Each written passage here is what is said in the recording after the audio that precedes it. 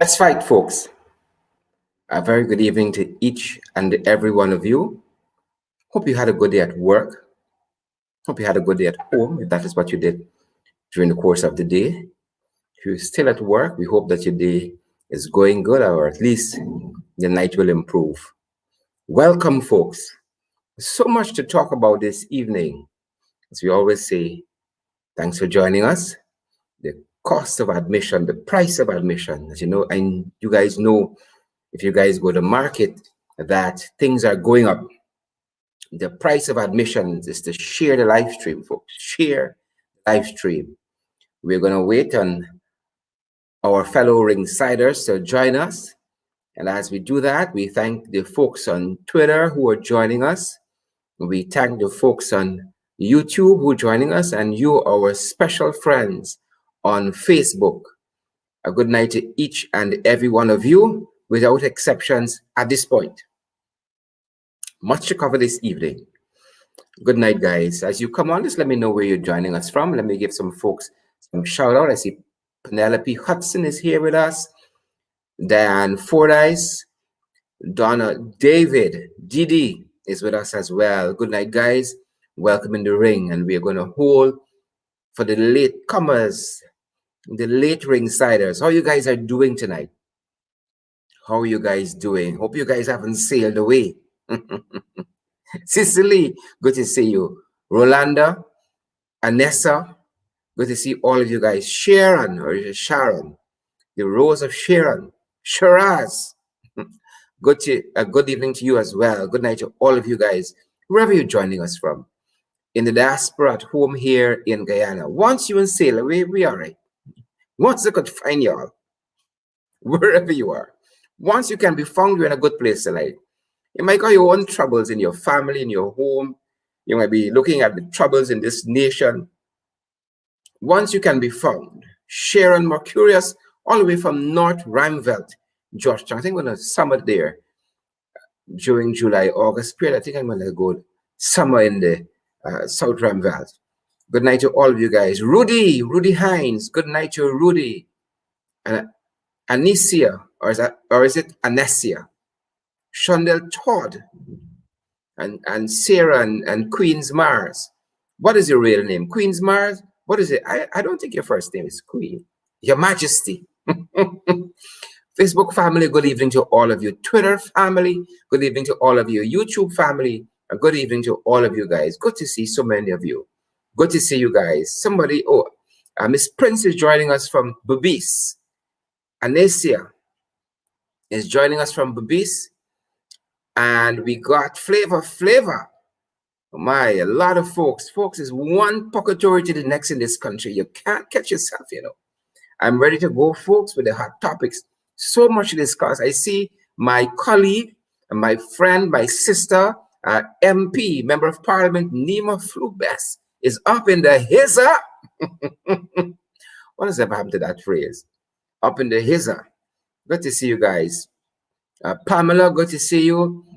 My former City Hall colleague, Desiree Simon, Liverpool, good to see you. Councillor Liverpool, Junie, good to see you. I'm looking to see how to pronounce your surname. Is it Black Diamond? And Oren, all of you guys make the show as special as it is. I can see from my end, hundreds of you guys are joining the live stream. And as we always say, we invite you guys to share. You make the difference. You guys make the difference. You guys make the difference and our program. And we are going to hold for you guys to come on. We know on some of our other pages, some programs are wrapping up, and we're going to hold for our colleagues while you guys join us. Share the live stream. I see Desiree Smart Felix is joining us from Toronto. Desiree, how is it in Toronto? How is the welcome there? Robin Mohabir, good to see you. Andrea Jackman, all of you guys, we love you. Orin Wellington is joining us from New Jersey. Great to see you, Orin. Give our love to the folks there in New Jersey. Marilyn King, good to see all of you. Marilyn says she's back out of from Facebook jail. Well, Marlon, you gotta conduct yourself like a decent citizen. Least they send you back in Facebook jail. I see my colleague, member of Parliament, Ronald Cox is also Ronald R.G. Cox is also on the stream this evening. Good to see you, Ronald. I see you doing some good work. Good works where you are. Elaine Charles, good to see you as well. And Brenda Braffett, or is it Braithwaite? Depending how people want to pronounce it, I guess. I see Faye. I see Faye is with us this evening. Faye is saying good night to all. She hasn't stated any exceptions. Pamela Sachary, or is it Sanchari? And Christine Collier and Judith Gifford. Lots of you guys, give us a share. Give us a share. You know, all of those persons whose names I have called should give us a share this evening. Like Bradlow or Brado Love, Bridget Vigilance. Give us a share, Bridget. And Marlon Tony. I see somebody's name is Almighty Blood. My Lord, you're probably from Buxton or one of those places. Almighty Blood. Guys, I'm ready to go. We're looking to see if we touch our magic number, and we're going to talk. Guys, don't sail away from me tonight. I want you all with me. Don't sail away and get lost. You all know we got the capacity to find you all. Don't sail away. I'm begging. Liana Williams, Pam Hall, Renita Andrews, don't sail away, guys. I can't promise you're going to be found. This is Guyana. So please, I beg of you, do not sail away. Do not sail away, guys. We need you. Don't sail away. We need you guys. And we're almost there. So stay with us. Those, again, folks who are joining us on Twitter. I'm so ready for the hot topics. I can't lie. I'm ready for the hot topics. But we're going to wait on some colleagues because, you know, some people, it's some late trades. So we're going to wait on our colleagues. We're almost at our magic number. And I'm going to keep giving some folks some shout outs. I see someone is joining us from Paris. I don't know how to pronounce the first name, but I think the surname is Jane from Paris. Jane is in the house from Paris, folks. When we speak, we spoke. Paris is in the house tonight. We touring. Paris is in the house. I see Deborah or Deborah is with us as well. Osmond Edwards and Myrtle Hines. Wherever you guys are joining us from, we really are privileged to have you. I see Donna Rogers. Most Donnas are good Donnas. One Donna I ever meet who wasn't proper. One Donna I ever meet who wasn't proper. But most Donnas are decent, God-fearing people. Neil Court, good to see you. Where are you guys joining us from, man? You all don't only join us. I see Cheryl Bishop telling us she's joining us from the UK. But you know, we have to dot we I's and cross we T's. Cross with T's and dot with I's. When folks joining us from the UK is Token Kim. We got to speak properly, folks. The Queen's English. Good to see so many of you in the house tonight. Good to see so many of you ringside this evening. Nicola Cox, good to see you. Cheryl Greenwich, who's watching from Barbados. Good to see you, Cheryl, in the house. I think I got to spend a couple of days. And folks have been reaching out to me from Barbados to come. They say they got a good Guyanese team there who are keeping in touch with all that's happening back home. Good to see you, Jillian Ferguson. Good to see you. All of you guys. Is this Petal Tone? Petal Tone, a good night to you. Give us a share, folks. I done call about 500 names. Oh, y'all have a conscience, man. Give us a share. Folks, don't sail away tonight. Tonight is not the night to sail away. I beg of you. You all know we ain't got the capacity. I didn't even think we got a proper canoe. Don't sail away, right? I see Coretta Young is joining us from Kamaka. Good night, Coretta, and give our love to all the folks there at Kamaka. We love you guys. Stacy Joseph is joining us from Lethem, all the way from Lethem. I mean, we gone big. When Kamaka and Lethem in the house, and St. Lucia, Flavor joining us from St. Lucia in the house, ringside. You must know we gone big. Oh my Lord, my colleague, member of Parliament, Annette Ferguson is in the house. Good to see you, Annette. Good to see you, Annette. Good to see you. I'd love to hear Annette thoughts on this whole boat fiasco, boat gate. right? St. Lucia, give all of our love. I heard St. Lucia is a beautiful, magnificent place. The jazz is wonderful. God, I've never been to St. Lucia, but just in case my visa get taken back, St. Lucia, here I come. Here I comes. Token came. Folks, let's fight this evening. A number of things to discuss with you guys. Number of things to discuss. And where do we start? Let me make sure I get my notes correct, and I don't lose myself. Our whole program this evening perhaps can be discussed under one heading, one general heading. And as you guys know, we often say in this country, Ghana is not a real place. It is not a real place. And the longer you live, the more you see and the more you begin to internalize and appreciate that Guyana, ladies and gentlemen, ringsiders, is not a real place. So we have the whole issue with the boat. The boat, folks. The boat. And we know, for instance, that fishing vessel with decomposed bodies was found offshore Guyana. That is the information we started with. Not so. I hope you're taking notes. I got my what do you call this? My Surface Pro here. I got my pen in my hand. I'm taking notes. I'm hosting and I'm taking notes too. So this vessel was found with decomposed bodies offshore Guyana.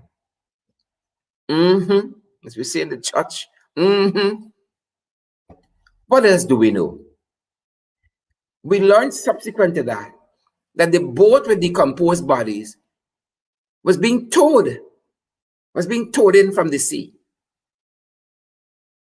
Yep. That's what the media would want us to believe. Guyana Times and them waves. Mind you, as I'm on them waves, I have noted them waves did no reporting on the opposition parliamentarians being locked out of parliament. Of no. But that aside, them waves reported that the bodies were being towed to shore. Not further out to sea. Towed in from sea. What else did we learn? Right? Shortly after this boat was being towed in from sea.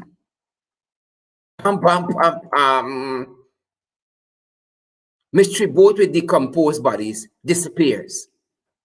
My Lord. The boat that was towing them didn't disappear. But the mystery boat, folks, give us a share. The mystery boat with decomposed bodies disappear. Yep. And for the last 48, is it 48 or 72 hours by now? Is it 48 or is it 72 hours of searching and searching? They can't find the boat. The boat disappeared. What is the latest on the mystery boat?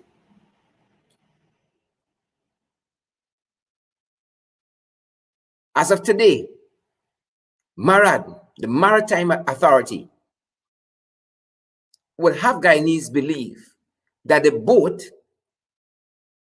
with dead bodies is possibly drifting to Trinidad. Lord, Lord, Lord. Possibly drifting to Trinidad. This punch, you just got to sip your tea.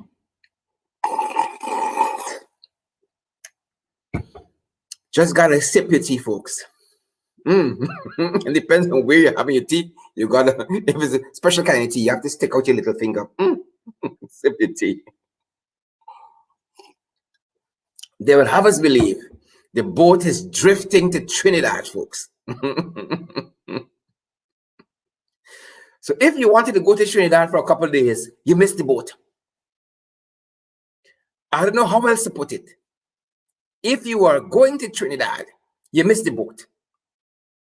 Authorities would have us believe tonight the boat is drifting to TNT, the Twin Island Republic. But if they got their own set of problems, they got to take on where we boat. Right? So we can't find the boat. We cannot find the boat. No, we can't find it. But just in case you want to help, just in the event you want to help to locate this boat, you might got a canoe. You might got a tug. All right. You might got what do you call the vessel that you might have a kayak and you want to help. Here are the coordinates. That vessel at the time was approximately 83 miles, nautical miles offshore Guyana, and the location 8 degrees 5.9 minutes north, and that's the latitude, and longitude 57 degrees 20.01 minutes west, and the vessel was drifting at approximately 2.9 knots, and it was moving in a westerly direction. So, folks, just in case you're looking for that boat, it is somewhere there. It's in that direction. Somewhere in that direction. Just in case you were looking for that boat. Folks, this government is clueless. A boat of dead people without an engine drifting 2 nautical miles per hour cannot be found by the entire army and the Coast Guard, and private sector assets, according to the minister, were brought to be a trawler. I don't know if it's the trawler with the 2 licenses that were just given out, but the boat cannot be found. Yep, the boat cannot be found. The authorities are clueless. What are these folks going to do if Venezuela is right offshore? A boat that is not being manned by a living soul, a boat of dead people, God rest the dead, without an engine, drifting, cannot be found. Folks, I want to say so many things this evening. So many things swirling around in my head. So many things. But I don't know how to say it. I do not know how to say it tonight. So I'm calling for help.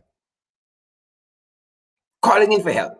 The plane with the dead disappear. The poll box disappear. The guns disappear. The format for Mazzaroni disappear. The petition case disappear. The law books disappear. The investigators disappear. Now the dead bodies on the boat disappear. Disappear. Them disappear. The 25 grand they collect last month, it don't disappear. Disappear. And the new talk out the road. Listen me, it name disappear. I'm Gordon Rose. Here's what we're tracking tonight. The Guyana Defense Force, Coast Guard, and supporting agencies were in the process all day today of bringing the vessel that was discovered yesterday in the waters with dead bodies to shore. A photograph seen by news source of a small vessel out in the Atlantic showing what appears to be a number of Disappear. Folks, what are we to say to these things? Boat disappear. Folks, wherever you're joining us from, give us a share. Give us a share on social media. And we're asking that you don't disappear. Because you know the authorities can't find you. We got a whole defense force. You told us that it's not an army, it's a defense force. Capabilities disappear. We got a whole Coast Guard. Capabilities disappear. We're going to come back to this topic. In other hot topics, black businesses matter. Black businesses matter. BBM. We learned recently that Sivan's Waste Management Company, who is building an office on Mandela Avenue, they have been asked to vacate. They have a 50-year lease. And they've begun constructing a building on that site. And they have been asked to vacate. We continue to see an assault on Afro-Guyanese in this country.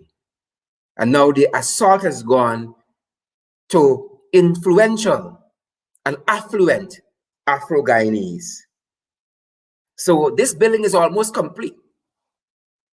And the fraudulent Attorney General is now asking Mr. Morris Archer to remove from the premises, remove from this piece of real estate.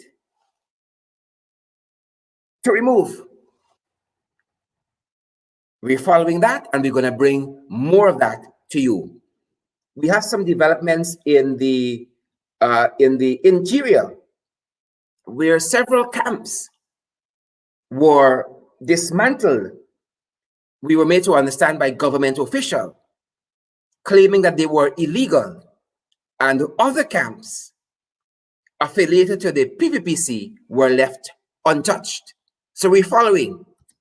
Them get me so like they say the sarong weekend. Right now we get no place to sleep. You know where we go there, we see where we go compound there. Occupy the compound, and see there's big compound up there, we can go up there and occupy the place. If it's that the one, because they ain't want nobody at the back case so you know what happened. Where you from? I'm from a Charlton village. Alright. And that, ladies and gentlemen, is one of the camps that have been broken down.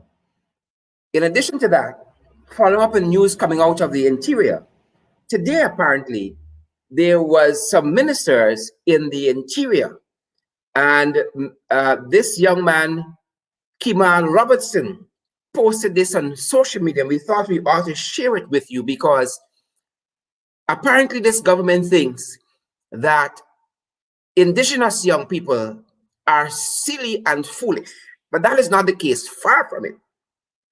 So Kemal says, hello folks, today around 1608, in a meeting in Cato, I raised a concern with the Honorable Prime Minister Mark Phillips and Honorable Minister Pauline Sukai. Since the topic was about land titles, my concern was that there wasn't enough representation on behalf of the indigenous peoples across Guyana when it comes to title and demarcation. Speaking of the act, also asked a bit about if certain parts can be amended. The Honorable Minister Pauline Sukai responded by saying that I was too young to know and understand what I was talking about. He said more was said. My question to young people and even older leaders out there is, do you think that this is easy to live by? They say that young people are the leaders of tomorrow. How can this be if we are almost being discriminated against? And that's a fantastic point that Kamal is raising. So he shouldn't have a point of view because he's young. And according to him, he says, the minister says that he's too young to know and understand what she was talking about. Shame on you, Pauline Sukai. Shame on you. Our young people have a voice, and we encourage Kamal Robertson to continue to speak his mind on these and any other issue. Folks, we get to the other segment of our program this evening, which is Close Up. And I do believe I have my friend, my brother, from another mother, none other than Randy Critchlow is joining from the afternoon rush. Let's welcome Randy this evening as he comes into some of this boat gate talk. Randy, I'm happy to see you here, and you haven't disappeared. Oh my word, Sharon! Good evening to your guests and everybody in the ring, besides the ring, next to the ring, outside of the ring.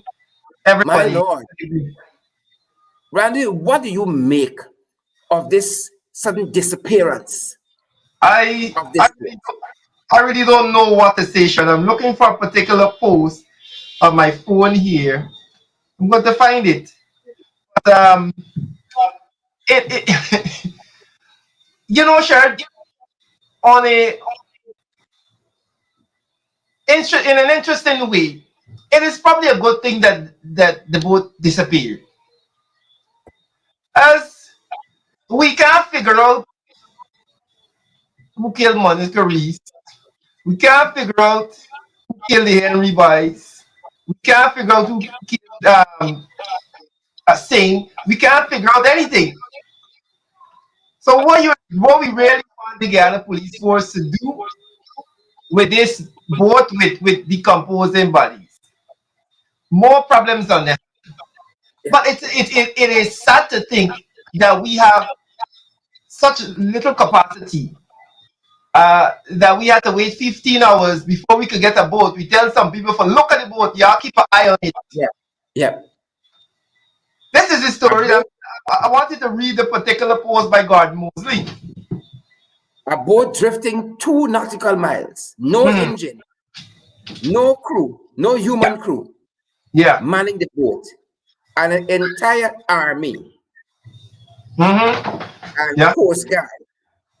Well, let's say a defense force, because there's a difference, Yeah. right? Mhm. Cannot locate,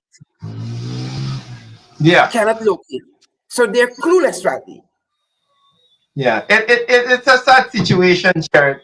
And as the post went on to say, because this is coming from a reporter who was at the press conference, uh, you know, how is it that we are asking people 15 hours that we ask people to keep the eye on it when it gone? Like, yeah, we have to keep an eye on the boat. Right. We don't know what happened with the boat, Sharon. There's so many things that could have happened with the boat. But I will say that I don't know how the other police force would have dealt with it. I really don't know.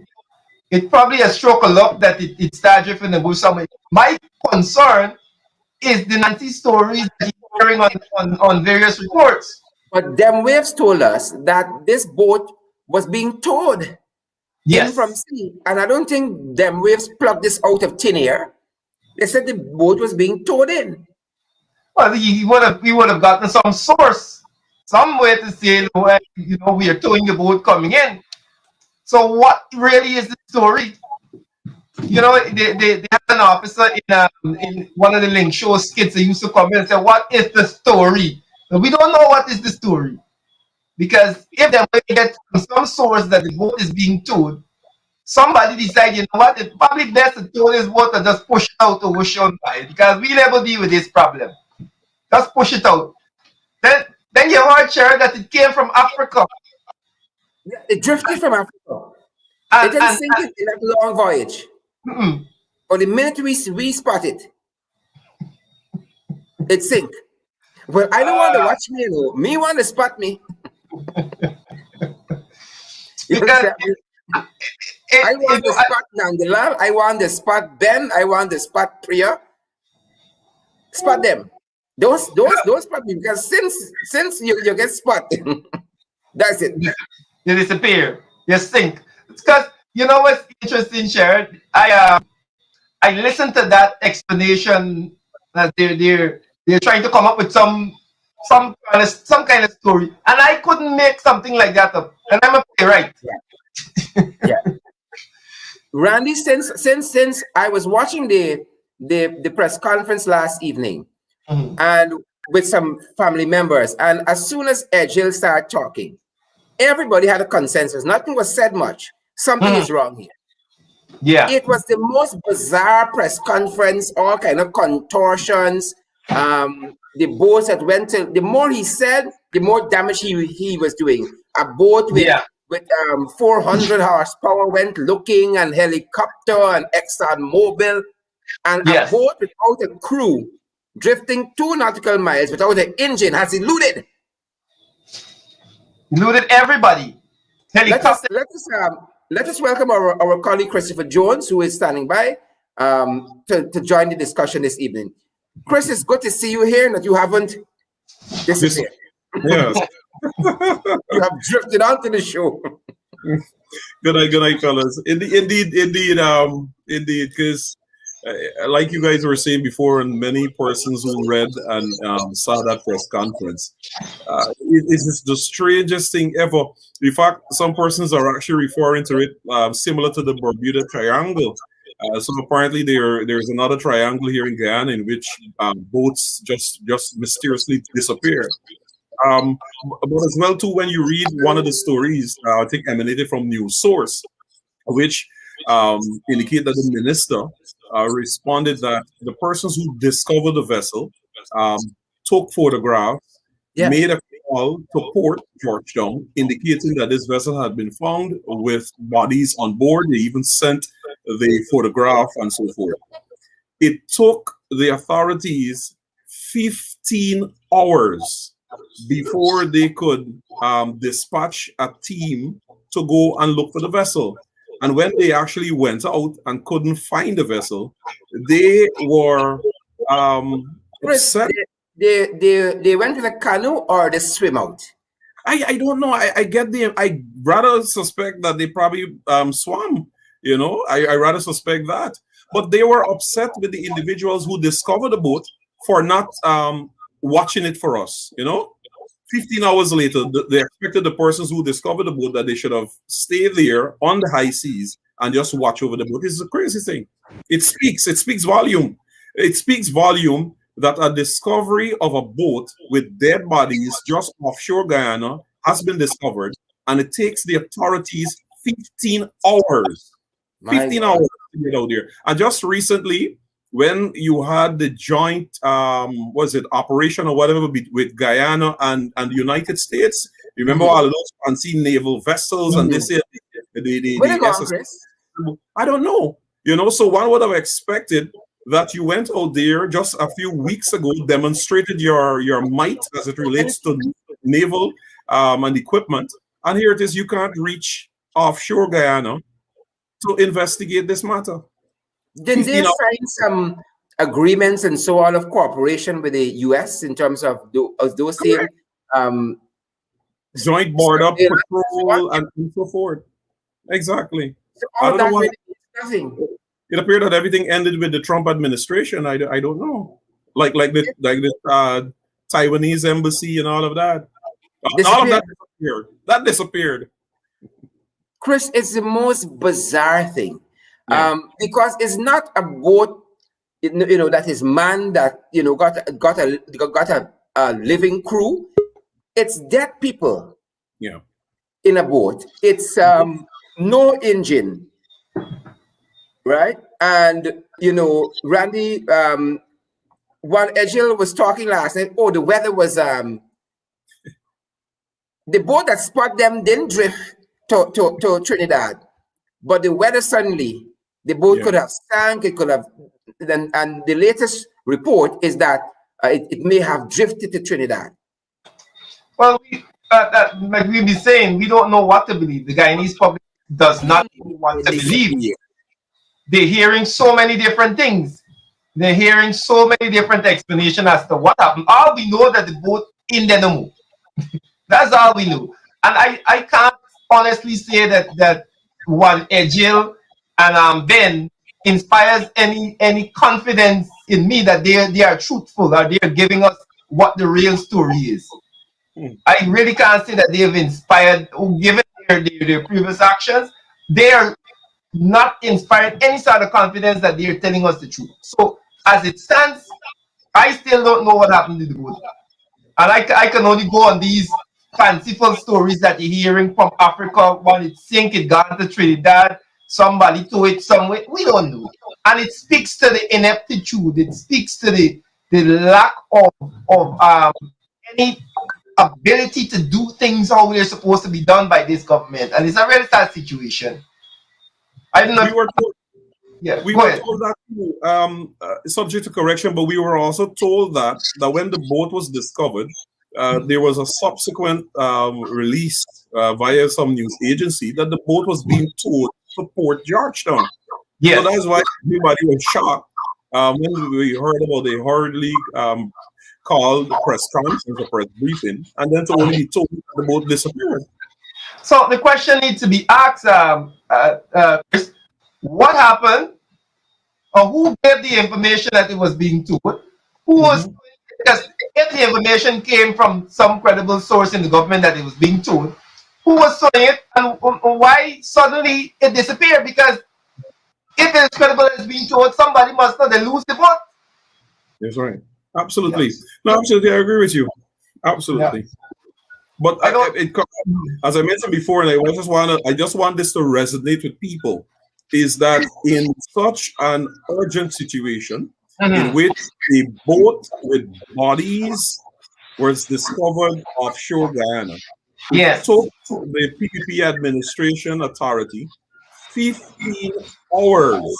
Yes. 15 hours to mobilize vessels and so forth to go out there to investigate. And it begs the question, what happened to all of these fancy yachts?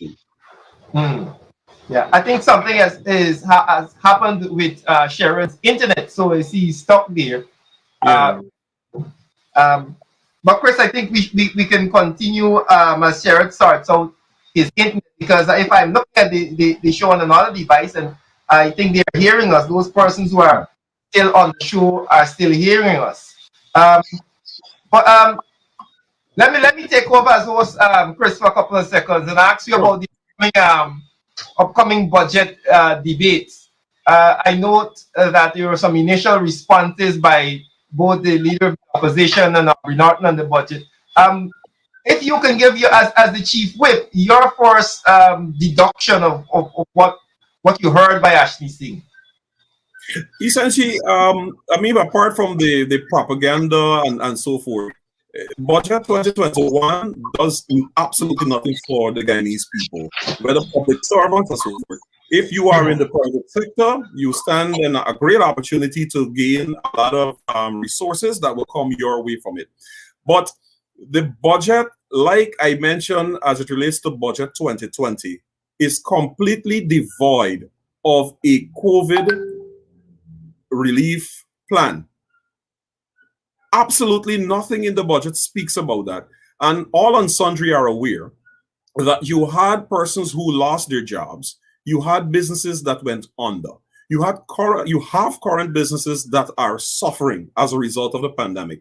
You have the hoteliers, you have the minibus operators, you have persons who do tours and all of these things. All of them are suffering.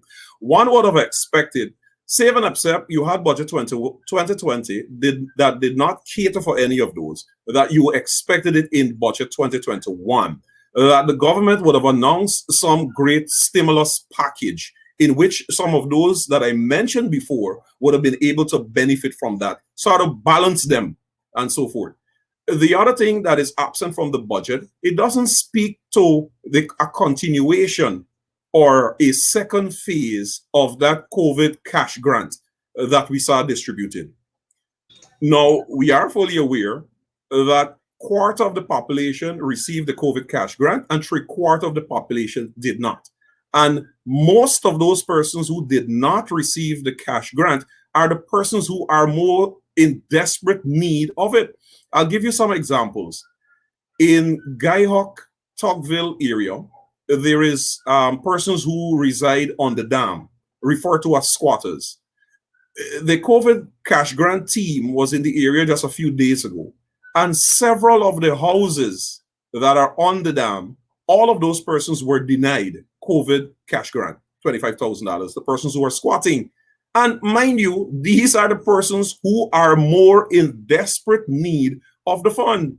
Several of these persons, because I live not too distance away, came home by me, and they were telling me of what transpired. Some of them are single parent with 3 children. They live on the dam. That's where they survive.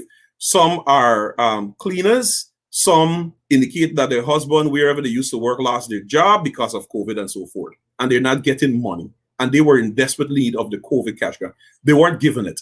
And this budget 2021 does not speak anything of a continuation of COVID relief.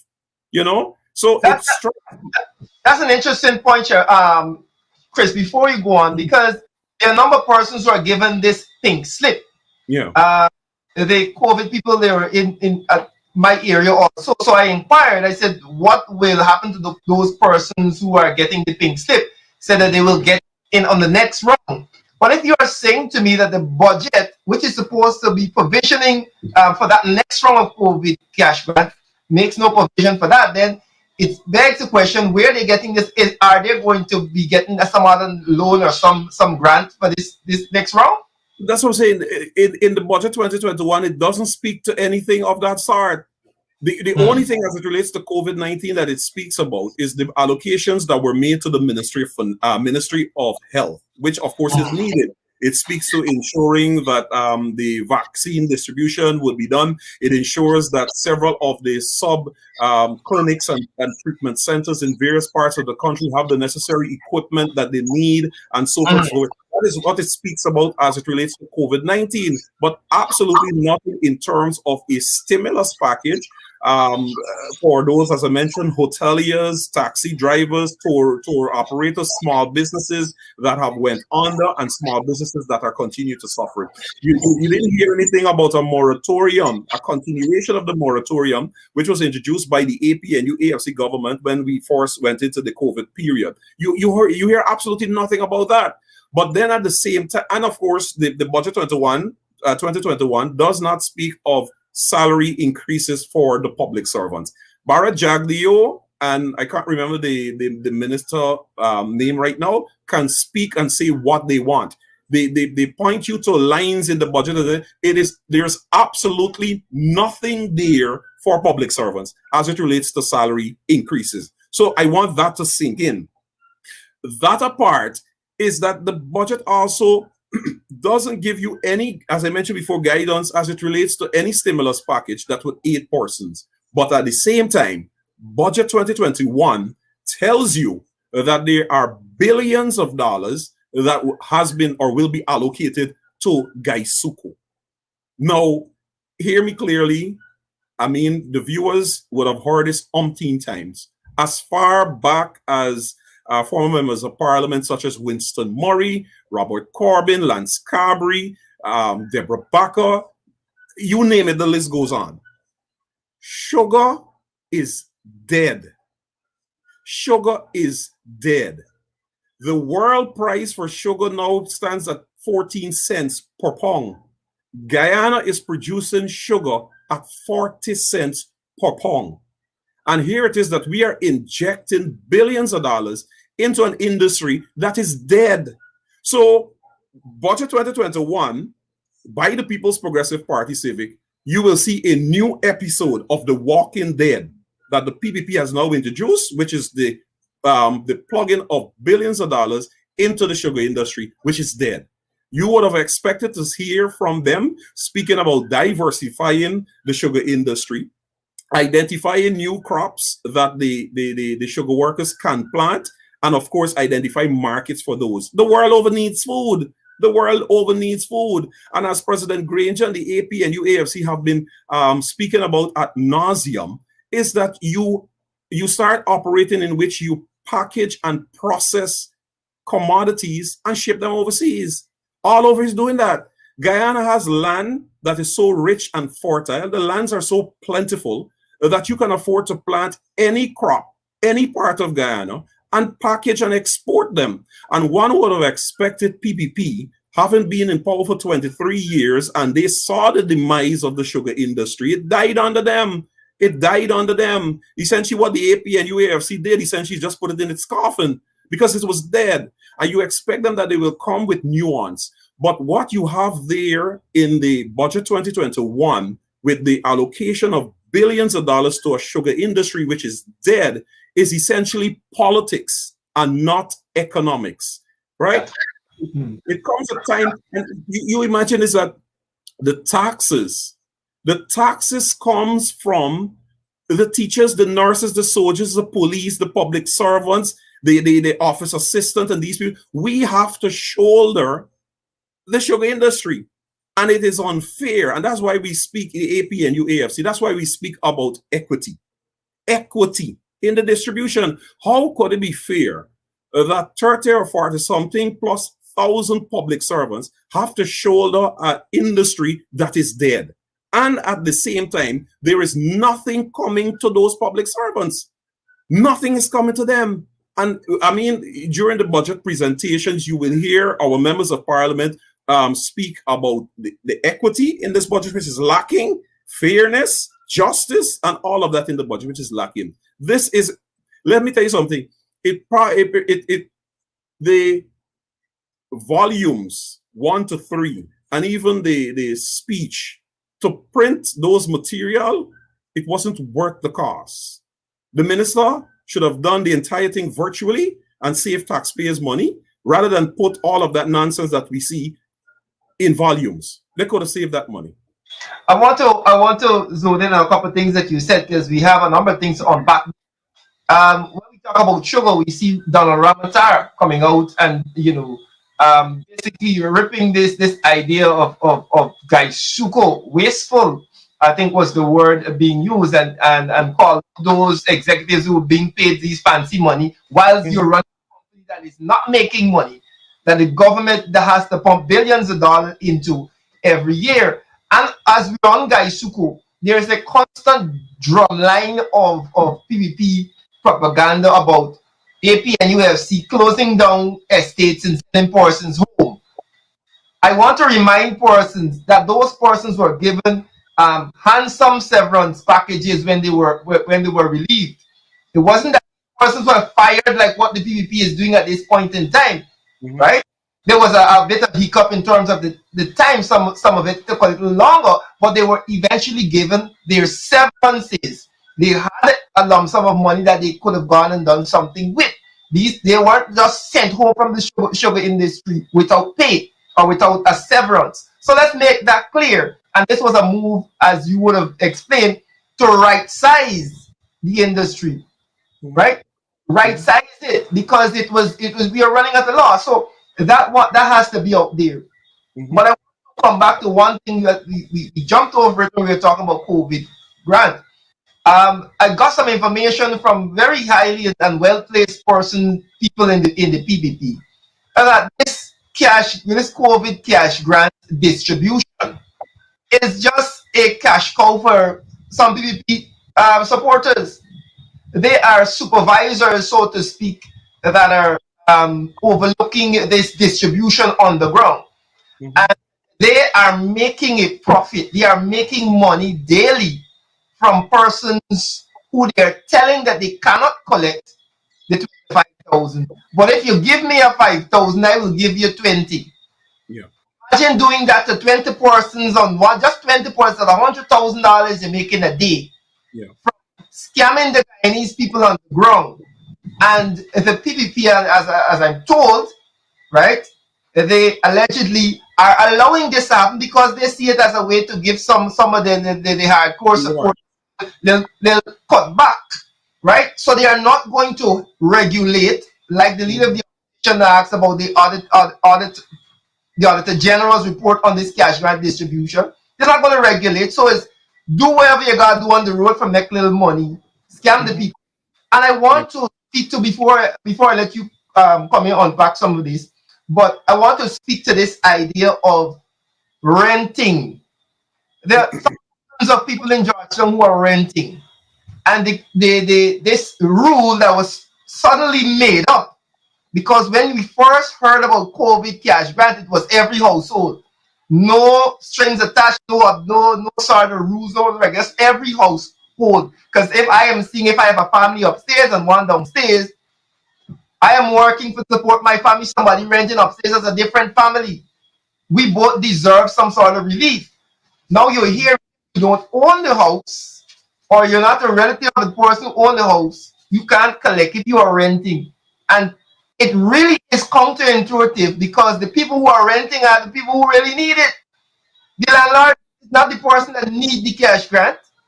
So I don't know. We have a scam running on the ground, and then we have rules that are disqualifying people who actually need it. And that's a strange situation that we're in. I don't know if during the budget debates that is something that will come up. But actually, Randy, that came up, subject to correction, late December, early January, when the minister came back. That was Vindia came back for a supplementary budget, and we were told that those monies, millions of dollars, were to offset those persons who did not receive the cash grant and so forth. At that time, we had the opportunity to ask those very same questions: what constitutes a household? And as we speak here today, we did not get that answer in the Parliament. The question was asked: how many persons are expected to benefit from the cash grant? So you know for certain, if you are dealing with 400,000 household, you can do that calculation times 25,000. How many persons are you catering for? We could not gotten an answer from the minister. And that's why you are absolutely correct in your assessment in terms of the entire COVID cash grant. It is nothing more than a cash cow. It is nothing more than a scam. And many of the persons, subject to correction, if not all of them, who are actually administering the cash grant on the ground happens to be activists of the People's Progressive Party Civic. And like you mentioned, we have hundreds of reports across the country of persons who are willing to give up $5,000 to get $20,000. We have report numerous around across the country as it relates to that. So that too is a fact. As well as it relates to the household and persons who are paying rent, we have evidence to confirm that in certain communities, in certain villages, in certain region, it was something completely different. In several parts of the lower and upper East Coast and many other regions, you had households which have tenants, and the landlord and the tenants, whether 1, 2, 3, all of them receive the cash grant of $25,000. In other communities, and straight off the bat, communities that are perceived to be APNU AFC, or communities that are majority African or Afro-Guyanese communities, those communities had the rigorous task of either identifying themselves as a landlord and producing the necessary document for that. And if you are a tenant, you were not given the COVID cash grant relief. I can tell you that for a fact. To drive home the point in terms of PPP activists administering this COVID-19, I'll give you an example.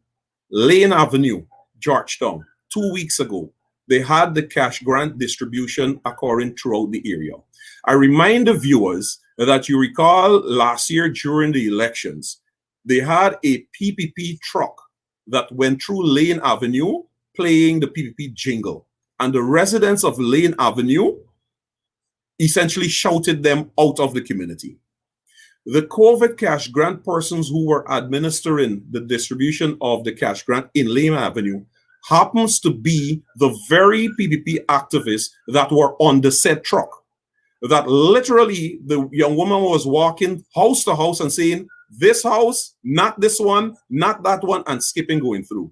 When they were confronted by the persons, one of the persons were actually recording what transpired. The young woman said to her that you can take that to the president. I say you ain't getting nothing. And the only reason, this young woman happens to be the owner of the house, mind you, and the only reason she was not given the COVID cash grant was because she's an activist of the APNU AFC, and the PPP activists cite her as one of the persons who shouted them out of Lane Avenue. That is fact. Now, all of this report, like what we have, like what you see and read in all of the newspapers, you hear it on the newscast, it's facts. And this information is in the possession of Irfan Ali and his ministers. We learned last year, Irfan Ali indicated that there will be an audit. You recall that? An audit of the cash grant. And everyone said, well, okay, Bella, this sounds good. It makes sense. But the same thing again, nothing has been materialized since then. So that is just fluff, again, from him. So the discriminatory manner in which the COVID cash grant has been distributed, it is a shame. Because I mind you, you see, Sherrod, Randy, I mean, on your program, on Sherrod's program, on my program, we constantly talk about the human face. Every individual in this country, irrespective of their ethnicity, irrespective of who they voted for, all of us are suffering as a result of COVID-19 the world over.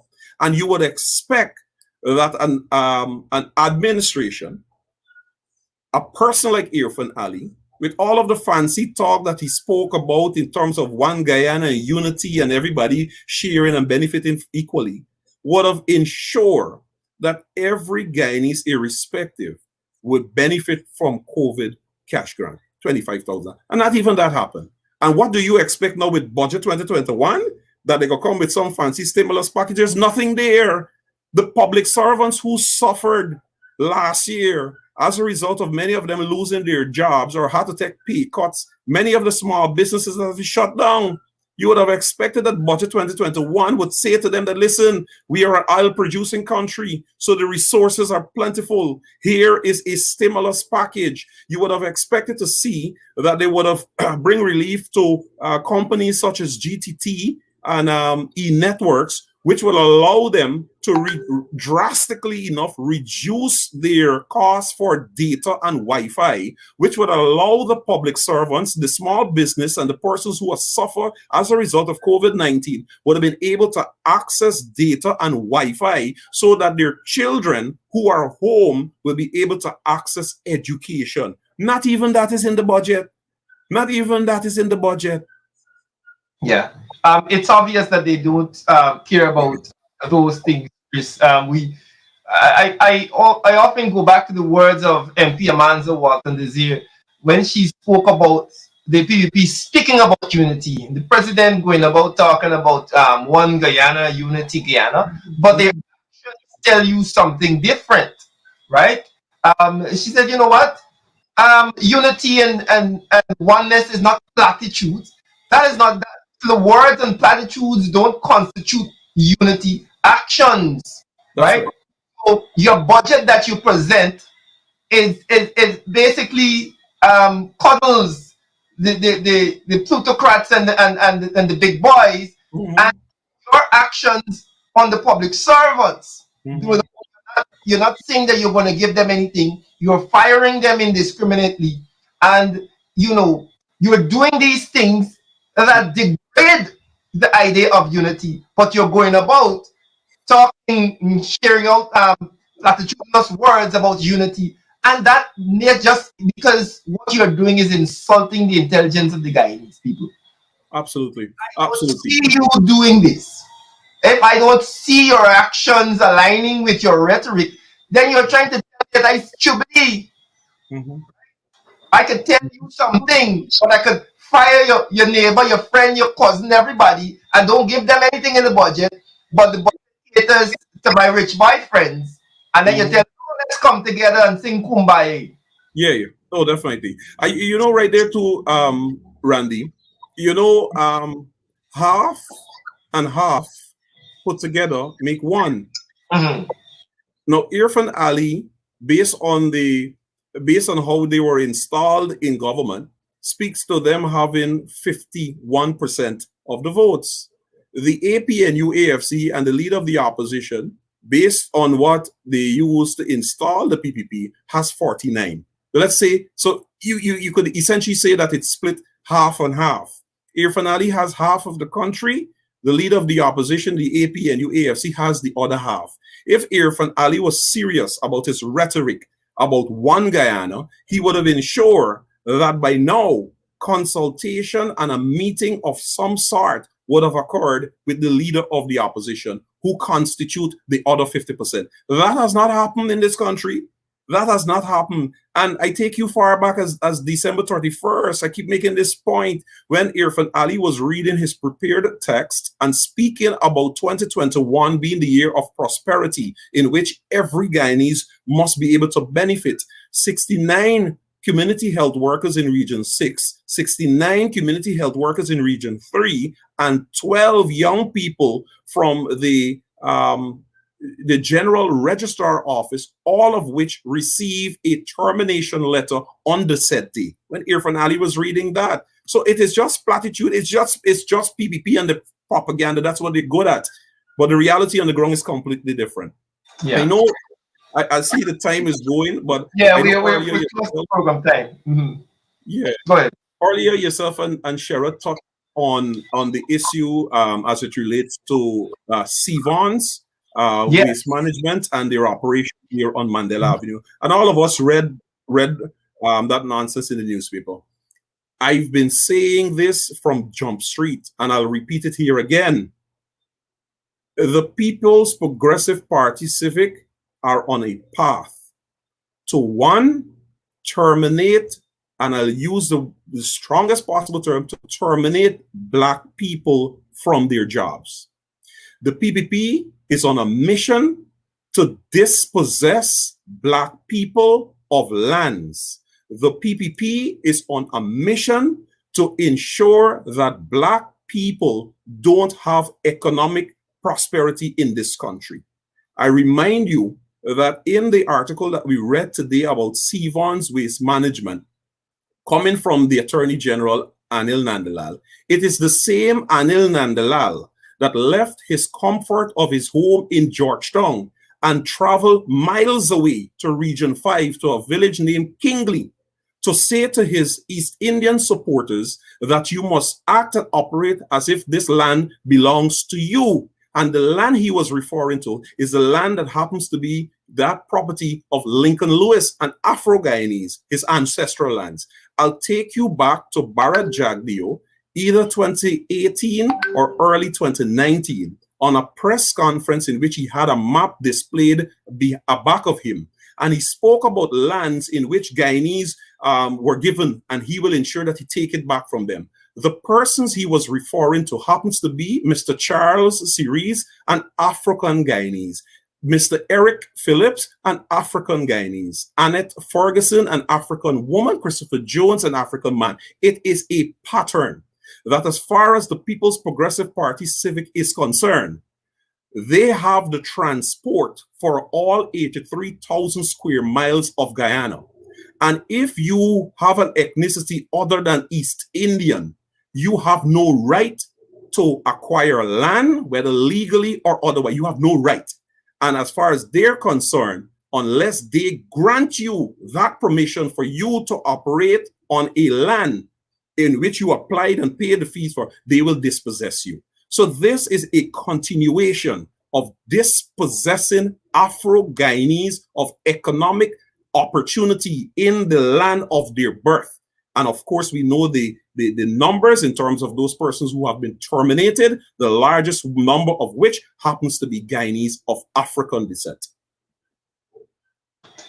Very, very valid point, and I'm happy that you put it over in such a ordered fashion. That you see the trend, you see exactly what the thinking behind these actions are, and I think Guyanese are quickly catching on to what the PPP is about and what they are doing. Chris, I think we are close to program time. For those persons who joined us late, I know you're probably looking for Sherrod Duncan. Sherrod had some technical difficulty, and so we assumed control of the show.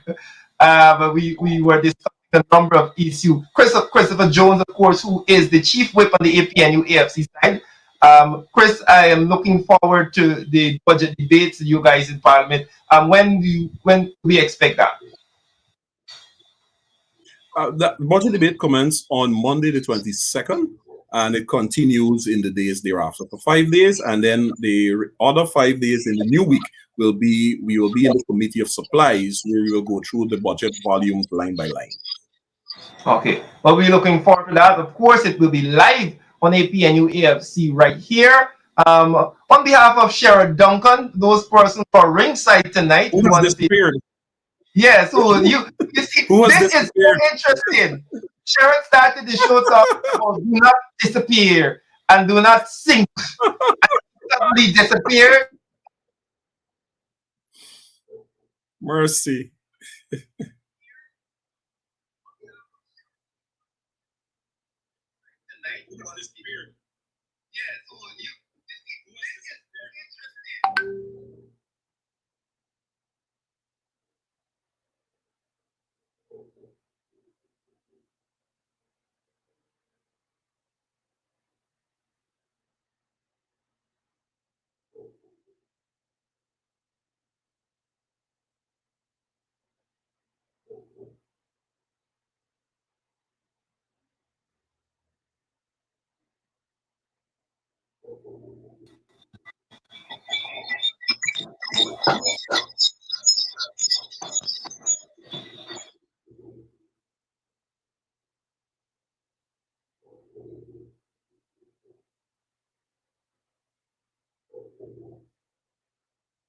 All right. So yeah, I think Randy Randy has just not had some technical problems as well. So let me, on behalf of Randy Critchlow and Sherrod Duncan, thank you very much for viewing tonight's program. We like to extend a good night to all Guyanese, including Sherrod Duncan, who has disappeared. A good night to all Guyanese, except Bishop One Edgel.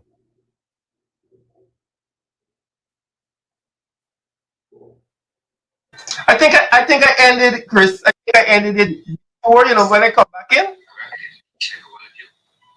You hear me? You sure? I think I see we still live. I don't know. No, we gone. We gone.